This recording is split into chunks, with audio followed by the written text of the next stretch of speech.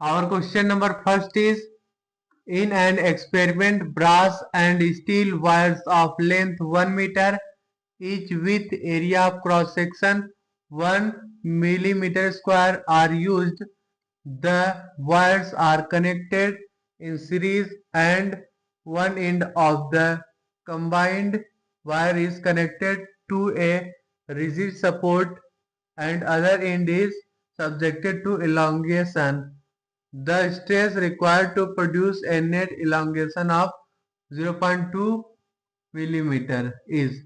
Okay बच्चों, हमें इस क्वेश्चन में Young modulus of steel and brass given है। ठीक है, ठीक है बच्चों, हमें इस क्वेश्चन में क्या फाइंड आउट करना है? स्ट्रेस फाइंड आउट करना है। ठीक है, stress to produce a net elongation of 0.2 millimetre. Okay, देखिए बच्चों, we have to find out F by A की वैल्यू हमें फाइंड आउट करना है। ठीक है, स्ट्रेस इज इक्वल टू होता है एफ बाई ए की हमें वैल्यू फाइंड आउट करनी है। Net elongation delta L net हमें गिवन है, delta L net is equal to given है 0.2 मिलीमीटर। ओके, या फिर आप बोल सकते हो delta L net is equal to 0.2 into 10⁻³ metre. Okay, area A is equal to given है 1 मिलीमीटर स्क्वायर। ठीक है बच्चों, and Young modulus of steel, Young modulus of steel is equal to given है 120 इंटू 10⁹ newton per metre square. Okay, and Young modulus of brass, Young modulus of brass is equal to given है 60 इंटू 10⁹ newton per metre square. Okay, we have to find out stress. Okay, stress required to produce a net elongation of 0.2 millimeter. ठीक है बच्चों, देखिए सबसे पहले हम figure बना लेते हैं। देखिए ये हमारा रिजिड सपोर्ट हो गया। ठीक है,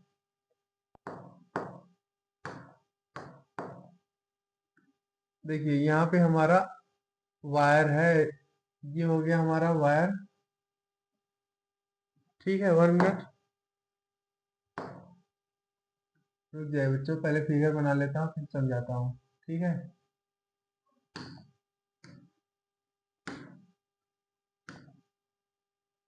ये हो गया हमारा। ठीक है बच्चों, एक हो गया हमारा स्टील वायर, दूसरा ब्रास वायर। ठीक है, ये हो गया हमारा brass wire. 1 minute, this is our brass wire. Okay, and this is our steel wire. ठीक है बच्चों, देखिए यहाँ पे फोर्स एफ से इसको आप खींचते हो। ठीक है, फोर्स एफ से। ठीक, तो यहाँ पे नेट इलॉन्गेशन क्या आता है? 0.2 मिलीमीटर। ठीक है,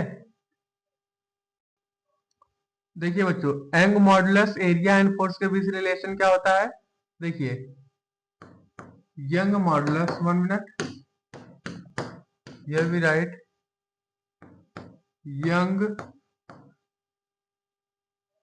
Young's modulus,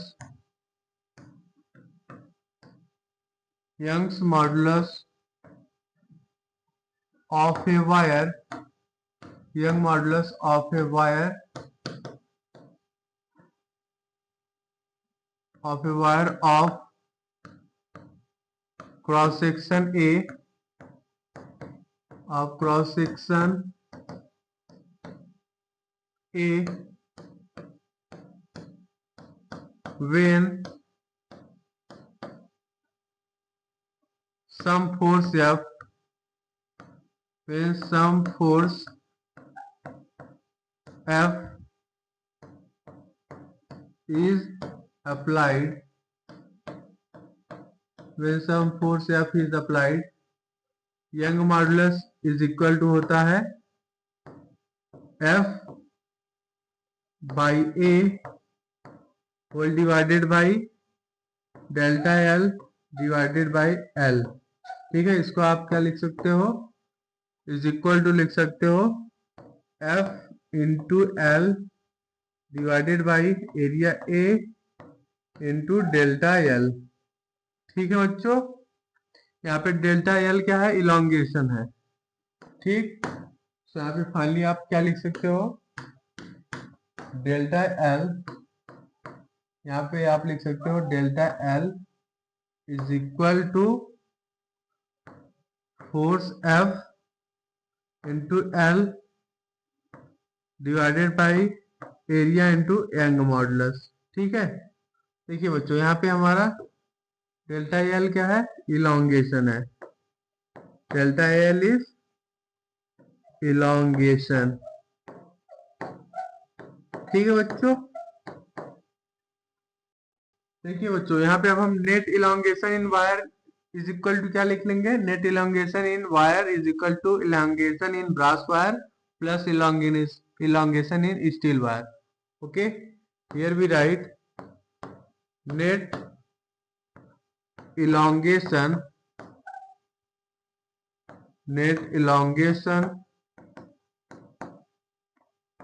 in the wire, net elongation in the wire is equal to elongation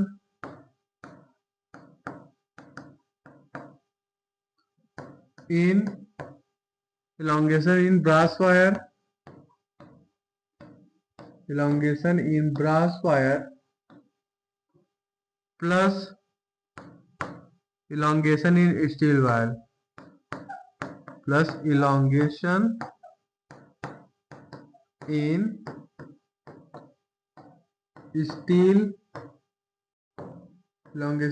steel wire। Okay, here we write delta L net is equal to delta L in brass plus delta L in steel. ठीक है, net elongation in the wire is equal to elongation in brass wire plus elongation in steel wire. Here we write delta L net is equal to लिख लेंगे हम, delta L of brush की जगह हम लिख लेंगे F into L divided by A into Young modulus. Okay, ये सभी बच्चों हमने ब्रास के लिए लिख लिया। ठीक है, plus F into L divided by A into Young modulus. Okay, ये हमने स्टील के लिए लिख लिया। ठीक है बच्चों, वायर का लेंथ क्या है, 1 metre, length L is equal to है 1 मीटर। तो यहाँ पे L की जगह हम 1 पुट कर देंगे। ठीक है, एंड F बाई A को कॉमन ले लेंगे। So here we write delta L net is equal to लिख लेंगे F बाई A को हमने कॉमन ले लिया एंड L की जगह 1 मीटर पुट कर दिया। तो यहाँ ब्रैकेट में आ जाएगा हमारा, अभी पहले लिख लो L, बाद में पुट कर देना 1 metre, L divided by Young modulus of brass plus L divided by Young modulus of steel. ठीक है बच्चों,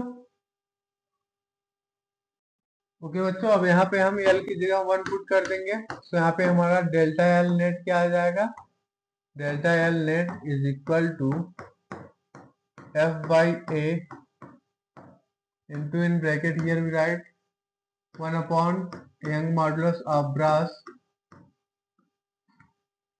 plus 1 upon Young modulus of steel. ठीक है बच्चों, अब इसमें हम वैल्यूज को पुट करेंगे। ठीक है, डेल्टा एल नेट किसके बराबर है? 0.2 into 10 to power -3 is equal to F by A. ठीक है, एफ बाई ए क्या हमारा स्ट्रेस है। ठीक, is equal 0.2 into 10 power -3 is equal to f by a into in bracket here we write 1 upon Young modulus of brass is equal to है 60 into 10 to power 9, okay, plus Young modulus of steel 120 into 10 to power 9। ठीक है बच्चों, finally यहाँ पे हम right side LCM ले लेंगे। सो यहाँ क्या आ जाएगा 0.2 into 10 to power -3 is equal to here we write F by A into in bracket here we write LCM ले लेंगे 120 इंटू 10 टू पावर 9। ठीक है, सो यहाँ पे आ जाएगा 2 + 1। ठीक, तो यहाँ पे बच्चों हम f बाई ए को क्या लिख लेंगे? f by A is equal to लिख लेंगे 0.2 into 10 to power -3 into 120 into 10 to power 9 whole divided by 3 आ जाएगा। इसको अब हम 3 से काट देंगे। ठीक है, क्या आ जाएगा यहाँ पे 40। ठीक है, अब इनका अब हम मल्टीप्लिकेशन करेंगे। ठीक है, न्यूमरेटर पार्ट का। तो यहाँ पे f बाई ए क्या आ जाएगा? f by A is equal to आ जाएगा हमारा 8 into 10 to power 6 newton per metre square. Okay बच्चों, ये हमारा स्ट्रेस है। Stress is equal to F by A which is equal to आ गया हमारा 8 into 10 to power 6 newton per metre square. Okay बच्चों, this is our required solution. Okay, so here our right answer will be option number C is correct. Okay बच्चों, stress आ गया हमारा 8 into 10 to power 6 newton per metre square. Option number C is correct. Our question number 2 is the elastic limit of brass is 379 megapascal. What should be the minimum diameter of a brass rod if it is to support a 400 Newton load without exceeding its elastic limit? देखिए बच्चों, हमें इस question में क्या find out करना है? Minimum diameter of brass rod find out करना है। ठीक है, here let d minimum is equal to minimum diameter of brass. d minimum is minimum diameter of brass, minimum diameter of brass. Okay बच्चों, so here we write stress in brass rod, stress in brass rod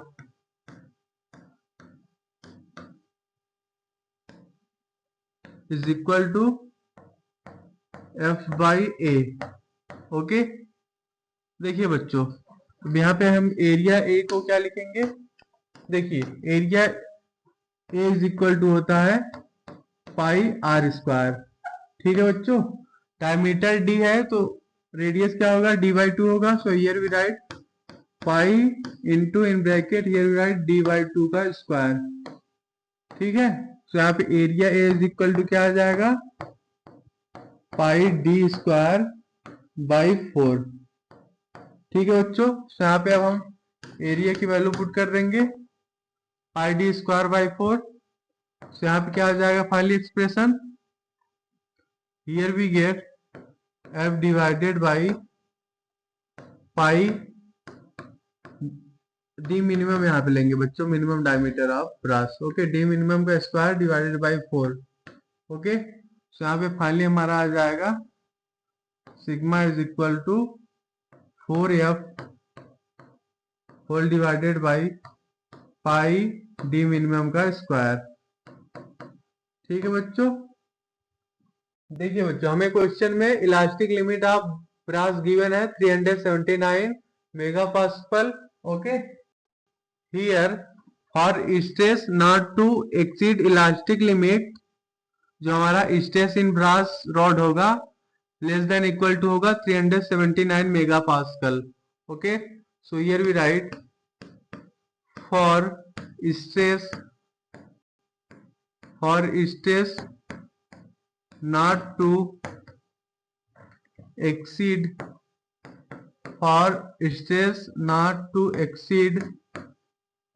elastic limit,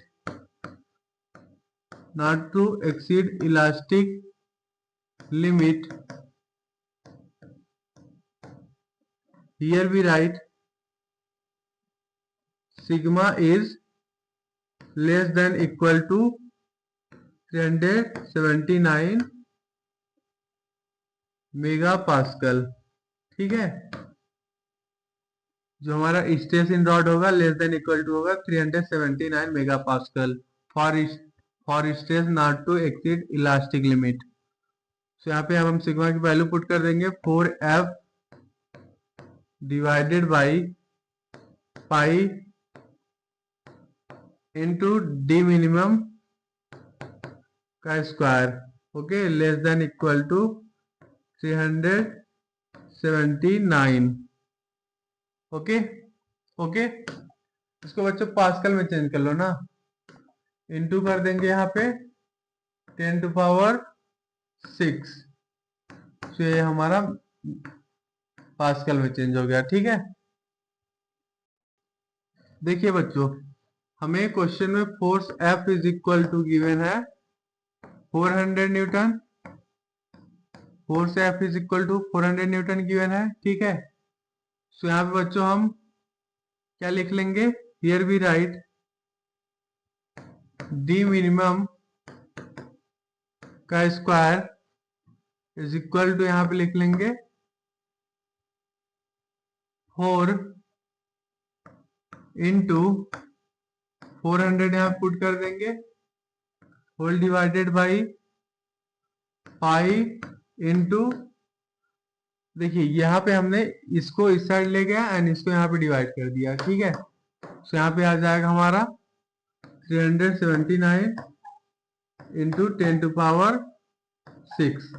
ठीक है, खाली जब आप इसको solve करोगे तो यहाँ पे आपका डी मिनिमम का स्क्वायर इज इक्वल टू आ जाएगा 1600 whole divided by 1600 whole divided by pi into 379 into 10 to power 6। Okay, ठीक है बच्चों, जब इसको आप डिवाइड करके फाइनली आप सॉल्व करोगे तो यहाँ पे आपका आ जाएगा डी मिनिमम। ठीक है, सॉल्व करके एंड रूट लोगे तो यहाँ पे डी मिनिमम आपका आ जाएगा 1.16 into 10 to power -3 metre. Okay, या फिर आप यहाँ पे लिख सकते हो D minimum is equal to 1.16 millimetre. ठीक है बच्चों, this is our final solution. So here our right answer will be option number C is correct. Okay बच्चों, मिनिमम डायमीटर क्या आ गया 1.16 millimetre. Option number C is correct. Question number 3 is Young's moduli of two wires A and B are in the ratio 7:4, where A is 2 meter long and has radius capital R, where B is 1.5 meter long and has radius 2 millimeter. If the two wires stretched by the same length for a given load, then the value of R is. देखिए बच्चों, हमें इस question में radius capital R की value find out करनी है। ठीक है, देखिए Young modulus is equal to होता है force upon area whole divided by delta L by L. Okay, इसको हम क्या भी लिख सकते हैं बच्चों, is equal to F into L divided by area A into delta L. ठीक है बच्चों, when wire stage the change in length of wire किसके बराबर होगा, यहाँ पे लिख लीजिए, when a wire is stretched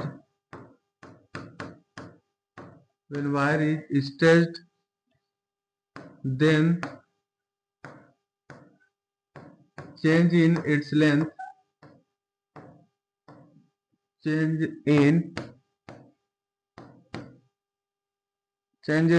लिख लो यहाँ पे, चेंज इन लेंथ, यहाँ पे हम लिख लेंगे change in length of wire. ठीक है, change in length of wire, change in length of wire यहाँ पे लिख लेंगे हम delta L is equal to लिख लेंगे F into L divided by area A into Young modulus. ठीक है बच्चों, देखिए यहाँ पे एरिया इज इक्वल टू क्या लिख लेंगे, area is equal to pi R square. ठीक है, तो यहाँ पे इज इक्वल टू लिख लेंगे F into L whole divided by 4 pi R square into Young modulus Y. ठीक है, क्वेश्चन में क्या बोल रहा है बच्चों, delta L of wire A is equal to delta L of wire B. ठीक है, so here we write elongation, ठीक है, in wire A is equal to elongation in wire B. ठीक है, so here we write F A into L A whole divided by pi R A का square into Young modulus of wire A is equal to F B into L B divided by pi R B का square into Young modulus of wire B. ठीक है बच्चों, देखिए Young modulus का ratio हमें question में given है, Young modulus of wire A का ratio with Young modulus of wire B is equal to 7:4। ठीक है बच्चों, and radius are B is equal to given है 2 मिलीमीटर, या फिर आप लिख सकते हो is equal to 2 into 10⁻³ metre. ठीक है बच्चों, F A and F B का रेशियो इज इक्वल टू 1। ठीक है, L A is equal to given है length of wire A is 2 metre and length of wire B is 1.5 metre. ठीक है, तो यहाँ पे अब हम इस एक्सप्रेशन में वैल्यूज को पुट करेंगे। 1 मिनट,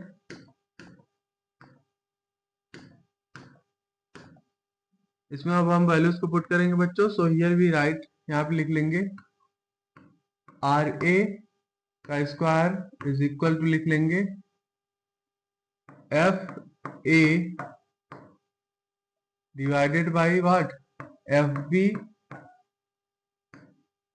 ठीक है,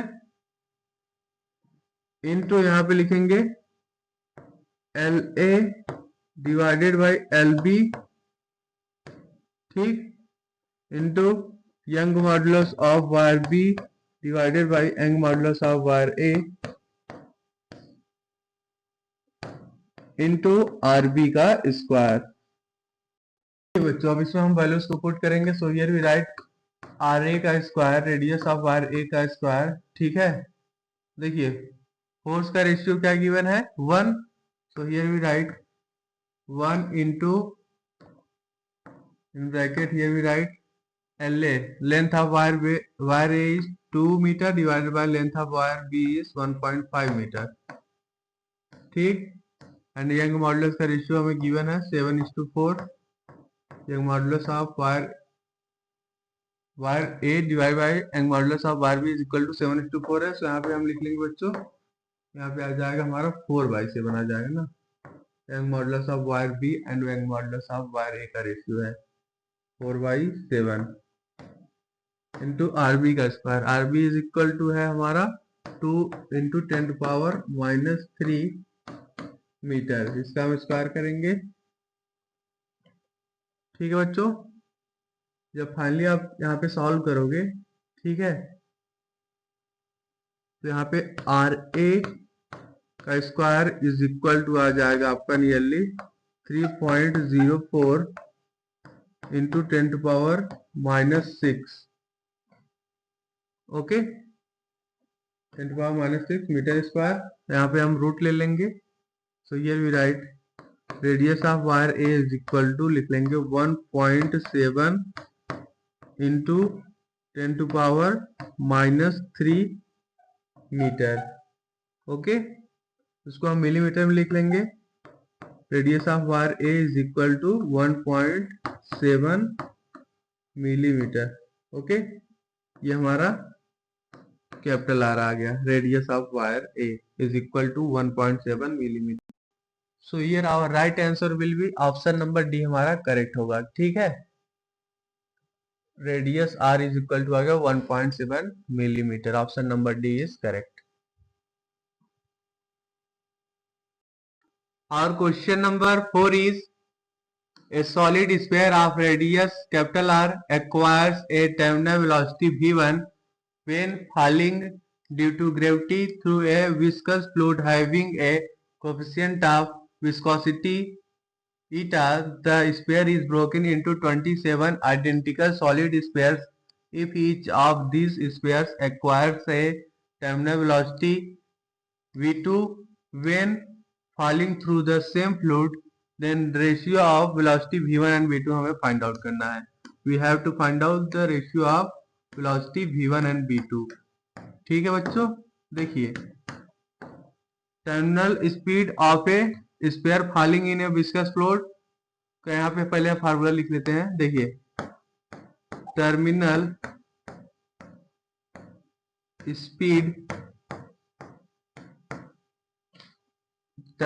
speed of a sphere, terminal speed of a sphere falling in a viscous fluid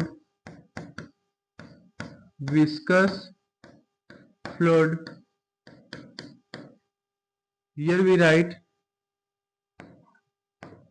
Vt is equal to 2/9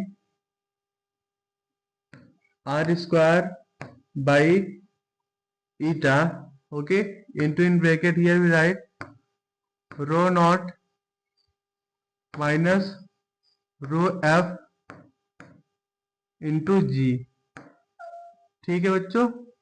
देखिए यहाँ पे ईटा क्या है, coefficient of viscosity of fluid, coefficient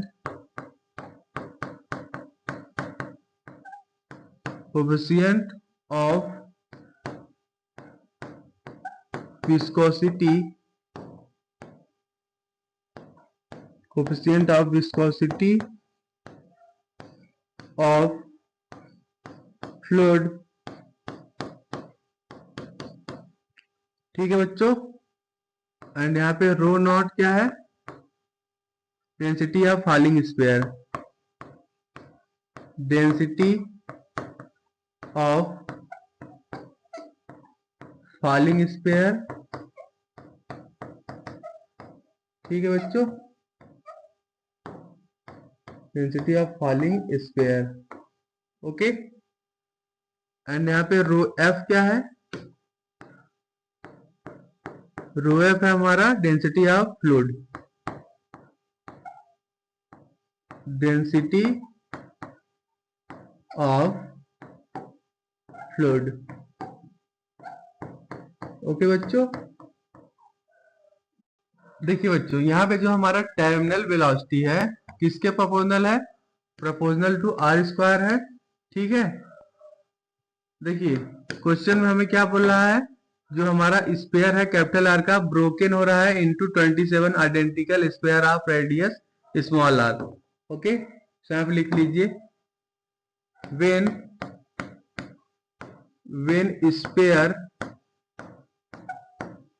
of radius capital R, when sphere of radius capital R is broken into 27 identical sphere, solid sphere of radius small r into 27 identical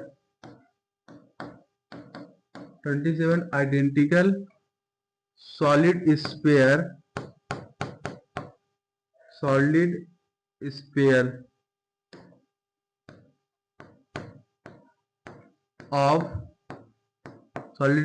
of radius small r।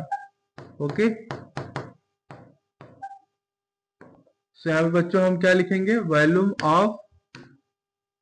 Volume of sphere of radius capital R is equal to 27 into volume of sphere of radius small r। Okay, so here we write volume of sphere of radius capital R is equal to लिख लेंगे 27 into volume of sphere of radius small r, volume of sphere of radius small r। Okay बच्चों, so here we write 4/3 pi R cube is equal to लिख लेंगे 27 into 4/3 pi R small R का cube करेंगे। ठीक है बच्चों, देखिए 4/3 से 4/3 कट गया। ठीक है, तो यहाँ पे फाइनली हमारा क्या एक्सप्रेशन आ गया, here we get small R का क्यूब इज इक्वल टू आ जाएगा कैपिटल आर का क्यूब डिवाइडेड बाय 27। ठीक है, यहाँ से हमारा आर की वैल्यू क्या आ जाएगी, स्मॉल आर की, small R is equal to आ जाएगा कैपिटल आर बाई 3। ठीक है बच्चों, अभी हमने ऊपर क्या देखा, जो हमारा टर्मिनल वेलोसिटी है किसके प्रोपोर्शनल है, प्रोपोर्शनल टू रेडियस का स्क्वायर। ओके, सो यहाँ पे हम क्या लिख लेंगे, v1 by v2 is equal to लिख लेंगे आर रेडियस कैपिटल आर का square divided by radius small R का स्क्वायर। रेडियस स्मॉल आर किसके बराबर आया है, capital R by 3। So here we write capital R का square divided by capital R by 3 का होल स्क्वायर। तो यहाँ पे फाइनली आ जाएगा आपका is equal to capital R का square divided by capital R का स्क्वायर डिवाइडेड बाई 3। देखिए आर स्क्वायर से आर स्क्वायर कट जाएगा, फाइनली यहाँ पे आ जाएगा हमारा 3। v1 एंड v2 का रेशियो क्या आ गया, 3:1। ओके बच्चों, this is our final solution. 1 में बच्चों यहाँ पे r का क्यूब होगा ना, सॉरी r/3 का स्क्वायर होगा ना, तो यहाँ पे 9 आ जाएगा आपका ना, यहाँ पे 9 बना लो, यहाँ पे आ जाएगा 9। ठीक है, v1 एंड v2 का रेशियो आएगा 9:1। So here our right answer will be option number A is correct. Option number A हमारा सही होगा। Our question number 5 is the ratio of surface tensions of mercury and water is given to be 7.5 while the ratio of their density is 13.6. Their contact angles with glass are close to 135 degree and 0 degree respectively. It is observed that mercury gets depressed by an height h, small h, in a capillary tube of radius r1, while water rises by same amount height h, small h, in a capillary tube of radius r2. Then हमें इस question में radius r1 and r2 का ratio find out करना है। ठीक है, we have to find out ratio of radius r1 and r2। Okay, हमें इस क्वेश्चन में बच्चों surface tension of mercury and surface tension of water का रेशियो गिवन है। ठीक है, सरफेस टेंशन ऑफ मरकरी का ratio with surface tension of water is equal to given है 7.5। ओके, एंड डेंसिटीज का भी रेशियो गिवन है, डेंसिटी ऑफ मरकरी का ratio with density of water is equal to given है 13.6। ठीक है, okay बच्चों, अब यहाँ पे हम cos theta of mercury and cos theta of water का रेशियो ले लेंगे। ठीक है, so here we write cos 135 divided by cos 0। ठीक है बच्चों, देखिए cos 135 को हम क्या लिख सकते हैं, cos 90 plus 45, okay, divided by cos 0। ठीक है, देखिए बच्चों 90 प्लस 45 किस क्वाड्रेंट में आएगा, सेकेंड क्वाड्रेंट में। सेकेंड क्वाड्रेंट में cos क्या होता है, cos हमारा निगेटिव होता है। ठीक है, तो यहाँ पे क्या आ जाएगा finally minus cos 45 divided by cos 0। ठीक है बच्चों, cos 0 इज इक्वल टू 1 होता है and cos 45 is equal to 1/√2। ठीक है बच्चों, तो यहाँ पे हमारा cos थीटा ऑफ मरकरी का ratio with cos theta of water का रेशियो किसके बराबर आ जाएगा, -1/√2। ठीक है बच्चों, देखिए आगे, height of the fluid inside capillary tube is given by height h is equal to होता है 2 into surface tension T cos theta divided by density rho into G into R। Okay, तो आप लिख लीजिए height of the fluid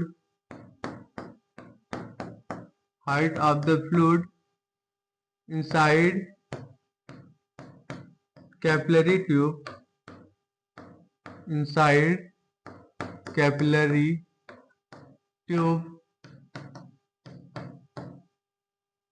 height h is equal to होता है 2t cos theta divided by rho GR। Okay, देखिए question में क्या बोल रहा है, देखिए जो हमारा मरकरी है उसका हाइट डिप्रेस कर रहा है by height small h and water का हाइट क्या कर रहा है, राइज कर रहा है बाय हाइट h। तो दोनों का हाइट क्या हुआ, सेम हुआ। ठीक है, तो यहाँ पे हम लिख लेंगे अकॉर्डिंग टू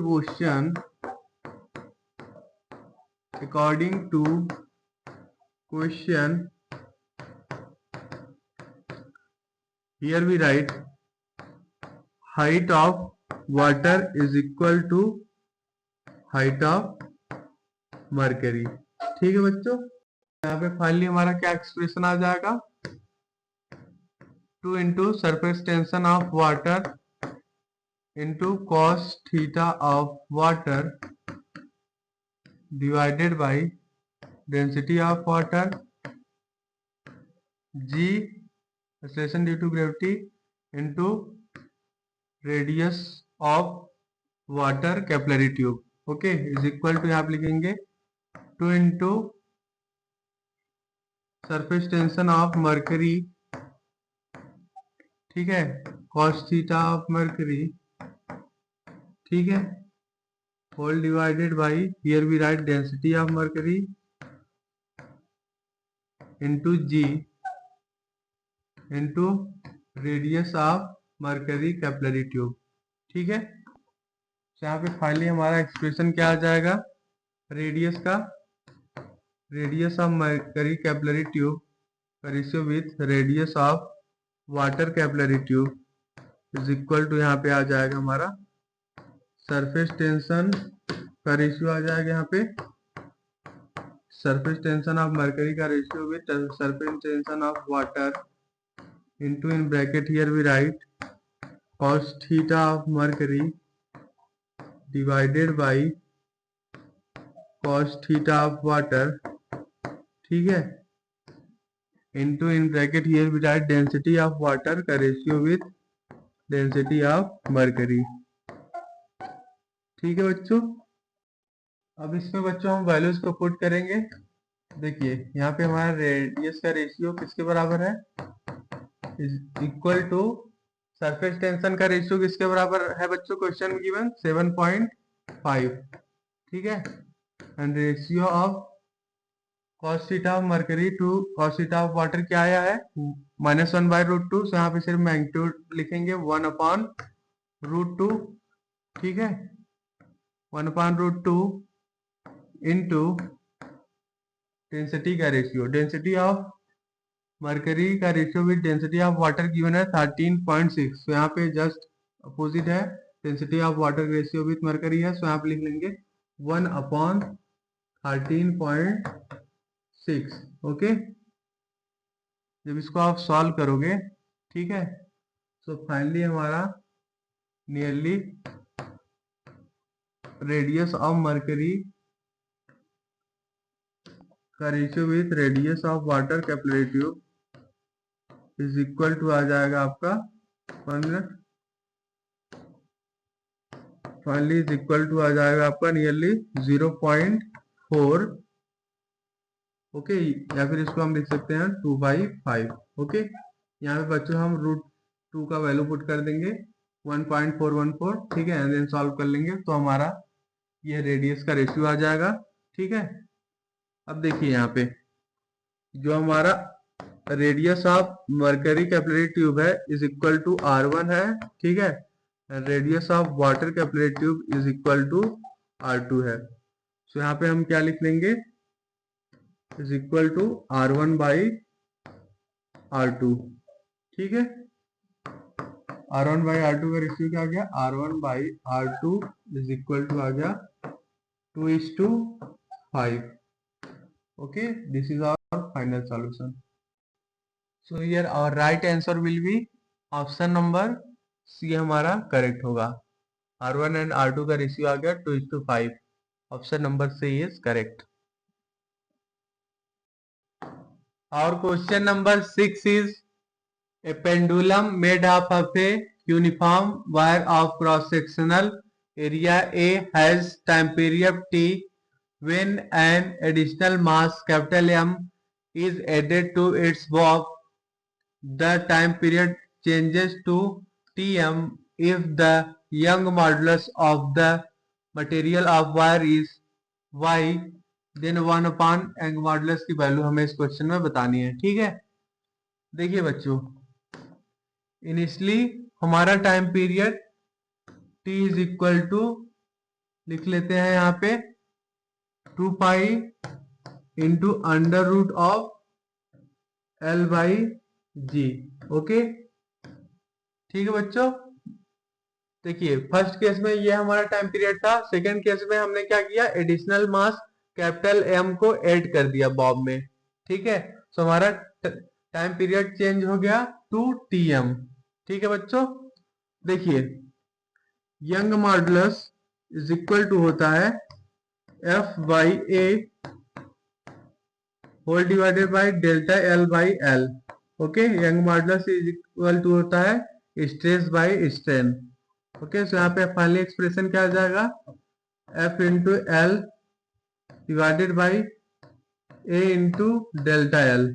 ठीक है बच्चों, यहाँ से हमारा delta L is equal to क्या आ जाएगा, delta L is equal to आ जाएगा F into L divided by area A into Young modulus. Okay, ठीक है बच्चों, तो यहाँ पे हम न्यू टाइम पीरियड क्या लिख लेंगे, after adding capital M mass to bob, here we write time period tm is equal to under root of l plus delta l। ठीक है, l plus delta l divided by what, g। ठीक है, ठीक है बच्चों, सो यहाँ पे अब हम डेल्टा एल की वैल्यू पुट कर देंगे। So here we write time period tm is equal to 2 pi under root of L plus F into L 1 मिनट। यहाँ पे बच्चों देखिए फोर्स F की जगह हम क्या लिख लेंगे, capital M into G. Okay, so यहाँ पे डेल्टा एल क्या आ जाएगा finally, here we get delta L is equal to आ जाएगा capital M G L divided by area A into Young modulus. Okay, अब यहाँ पे डेल्टा एल की वैल्यू पुट कर देंगे, L plus M capital M G L whole divided by area A into Young modulus. ठीक है, whole divided by जी।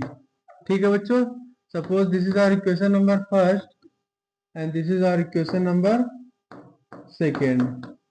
अब क्या करेंगे, इक्वेशन सेकेंड को फर्स्ट से डिवाइड करेंगे। ठीक है, so here we write on dividing